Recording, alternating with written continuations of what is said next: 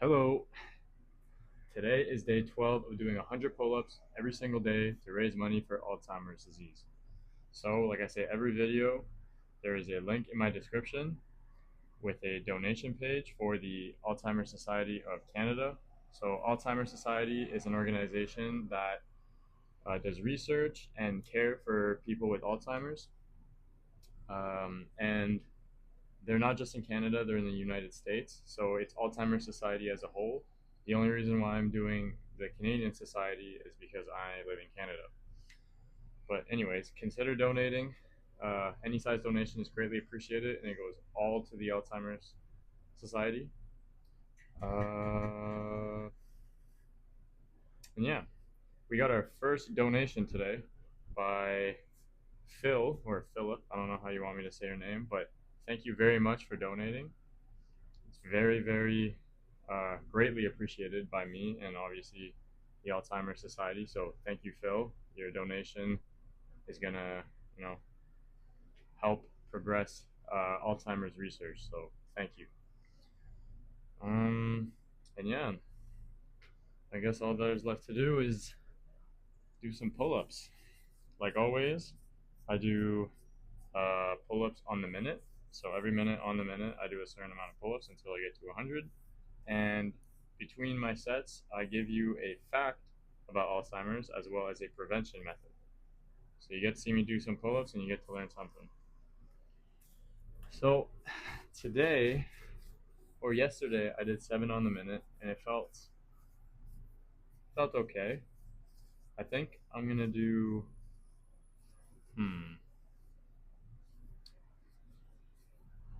maybe what I'll do this time is no, yeah, I'll try 8 on the minute.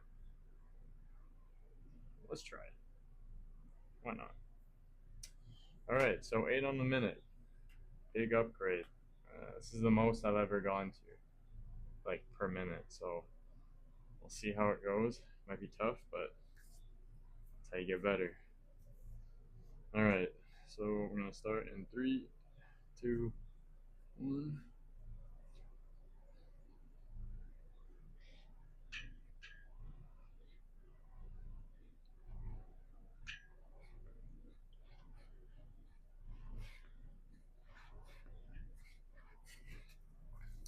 All right, that's set 1. So the fact of the day today is that air pollution could increase the risk of developing Alzheimer's. So air pollution, especially fine particulate matter, PM 2.5, that's the type, is increasingly linked to higher dementia risk. PM 2.5, which are tiny particles from fuel combustion, fire, and dust, can penetrate deep into the lungs and affect the nervous system. Long-term exposure has been associated with cognitive decline, smaller brain volume, and higher rates of dementia. All right, so I've done 8, going for 16.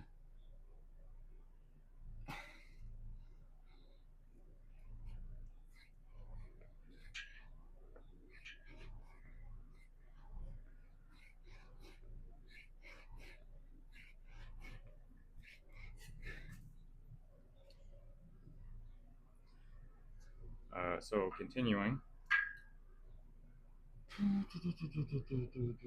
Wildfire smoke and wood burning may pose particular risk, the same type of risk. While it's not yet clear if air pollution directly causes Alzheimer's related brain changes, evidence suggests that it may increase dementia risk. So when you're breathing in all that stuff, at PM 2.5, it has potential to damage the nervous system and then damage your brain. That's pretty interesting. Seems like almost anything can cause Alzheimer's. All right, so I've done 16, going for 24.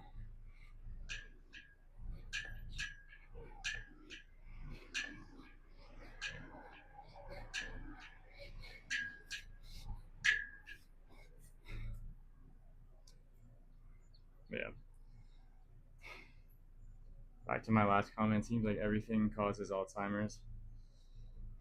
I feel like it's kind of a catch-all, to be honest, because there's a lot of things that can, you know,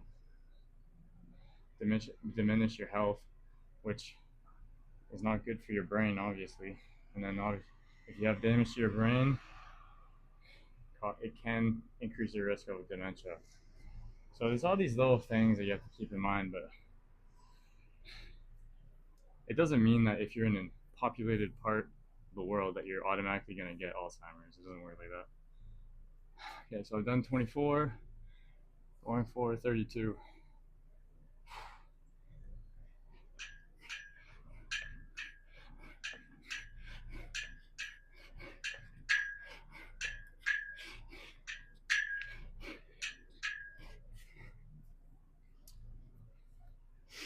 So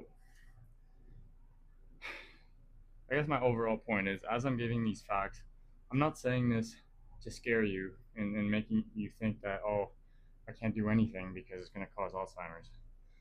I guess the overall message I'm trying to convey here is that just stay healthy, do your best. Obviously, if you're in a polluted area and you live there, there's not much you can do.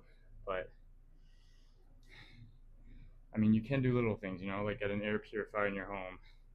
Oh crap. Okay, I've done 32, going for 40.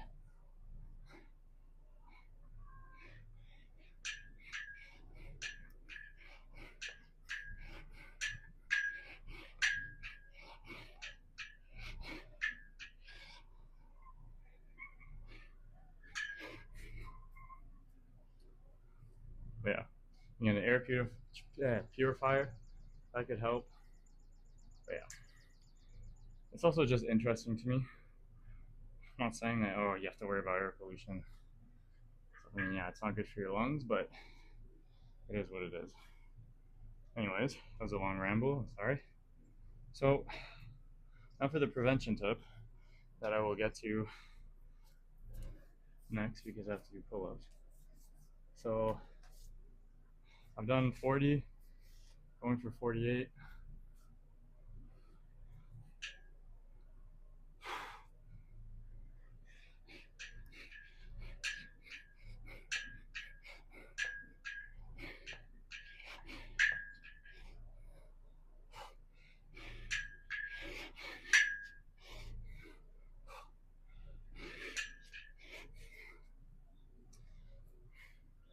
So as I was saying, a couple videos, I think it was probably day 3 or something, I had mentioned that consistent sleep or good quality sleep is very important to help prevent Alzheimer's. But I realized that I didn't really explain how to achieve that. So today I listed different things that you can do to make sure that you have the best quality sleep and ultimately prevent Alzheimer's. So I've done 48, going for 56.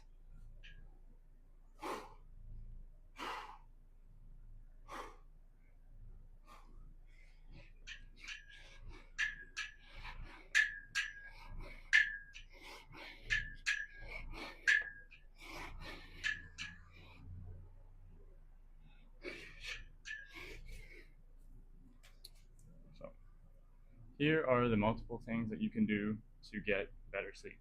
First is sticking to a consistent sleep schedule. So if you go to bed and wake up at the same time every day, even on weekends, that's where it gets a lot of people. This helps regulate your body's internal clock, also known as your circadian rhythm. So if your brain knows it's going to bed at a certain time and you do it every time, you'll see falling asleep will be a lot easier at a specific time. And I know people that don't even use an alarm clock because they wake up the same time every single day, no matter what, and their body just knows when to wake up. All right, so I've done 56, going for geez, I can't do math, 64.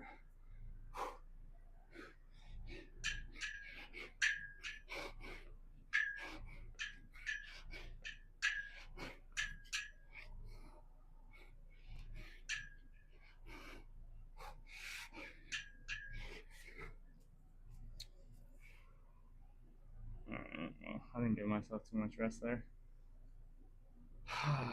Right back at it.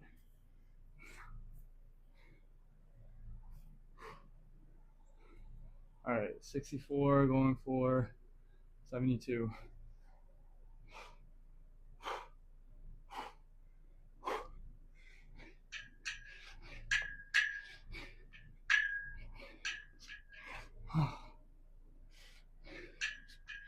Jeez. Oh no. Oh no. This might be harder than I thought it was going to be.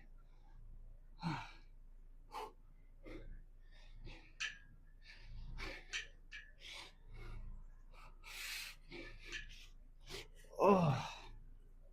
Oh, my back is on fire right now. Uh-oh. Alright, I'm going to bring it down to 7. So, done 64. No. Wait, what? Oh. I think I've done more. 72. I've done 72.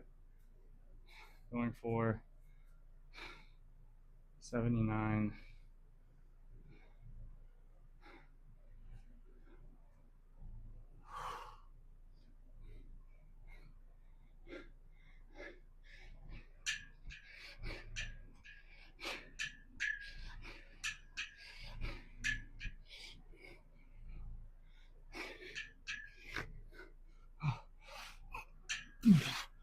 Jeez.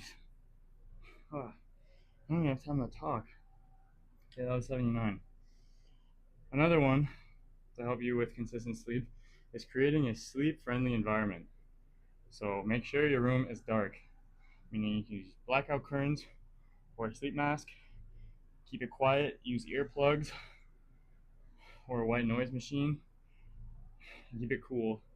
Keep your room at around 60 to 67 degrees Fahrenheit. And lastly, make sure you're comfortable. Invest in a good mattress and a good pillow. This will help you get better sleep. So I've done 79. Going for 86.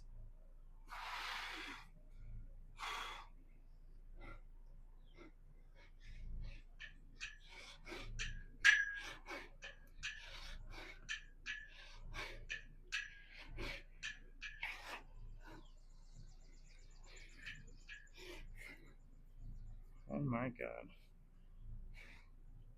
Next is limit your screen time before bed. This one is a bad one. So avoid phones, tablets, and computers at least 1 hour before sleeping, because the blue light that are emitted from these devices interferes with melatonin, the hormone that helps you fall asleep.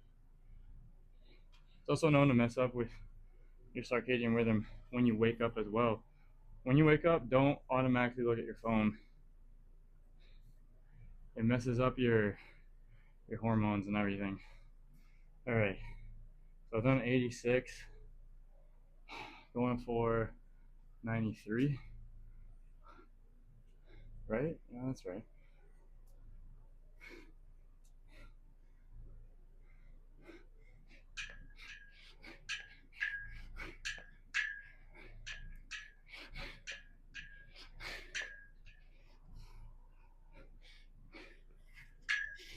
Whew.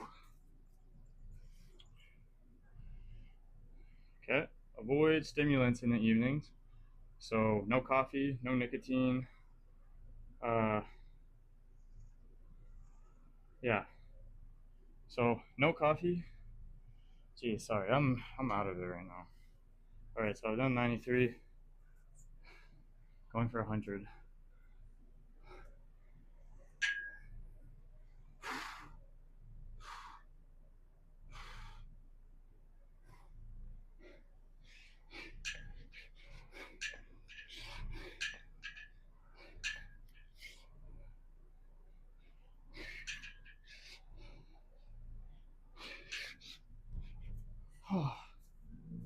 Can't even do 7 here. Oh my god.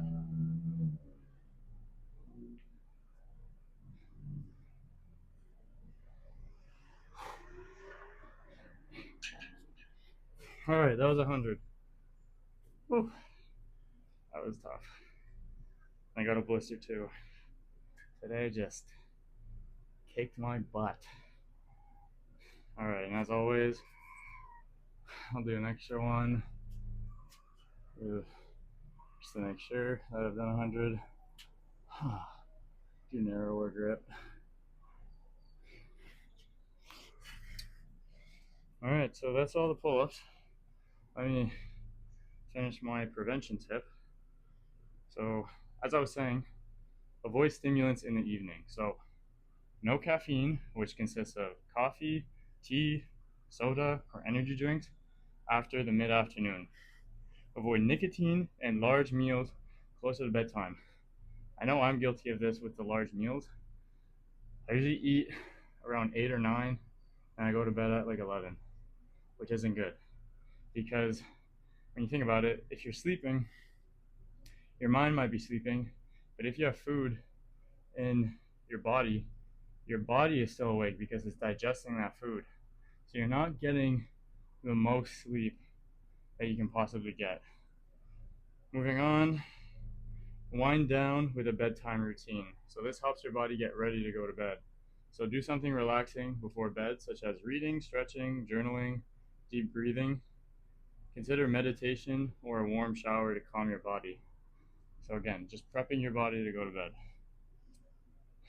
Another thing is get daylight exposure. So aim for at least 30 minutes of natural light in the morning, and this sets your body's wake up and go to bedtime rhythm. So if you wake up and you go outside and get sunlight right away, that lets your body know that in around 12 to 13 hours, it's time to release melatonin to let your body gradually fall asleep. But if you wake up and you just go straight to your phone or your electronic device, it doesn't set that I guess routine or your rhythm for your body to know that in 13 hours you need to go to bed. So try and get sunlight as soon as you wake up. This will help you fall asleep later in the day. And lastly, only use your bed for sleep. So avoid working, eating, or watching TV in bed. This is good because it helps your brain associate your bed with sleep. If you associate your bed with working or eating, when you lay down in bed, you won't be able to fully relax. And then lastly, if you really have a hard time sleeping, get help. Go see a professional, and they can give you better advice than I can about how to really optimize your sleep routine so that you can get the best sleep. So that's everything. Hopefully that was informative and helpful. But yeah, that's 100 pull-ups. That was tough. I didn't think. I thought I was ready for 8 on the minute, but that got hard really, really quick. So maybe I'll do what I did this time. Like I'll start with 8, and then when it starts to get too hard, I'll do 7. Or maybe what I can do, I can stick with 7s, but do weighted pull-ups. Who knows? Anyways, that's something for me to worry about tomorrow. Yeah. As always, like I say, at least twice per video, please consider donating to the link in my bio. It means a lot to me, and obviously means a lot to the Alzheimer's Society. Again, shout out to Phil for donating. Huge first donator. I think that's the right word, yeah. Donator. Really appreciate it, man. It made me really happy. I was at work and I saw my phone. I saw a notification that Phil donated. Forget the amount, but yeah, I was pretty happy about that. So keep them coming. It makes my day. And yeah, I'll see you tomorrow for another 100 pull-ups. All day, every day. All right, see you. Bye.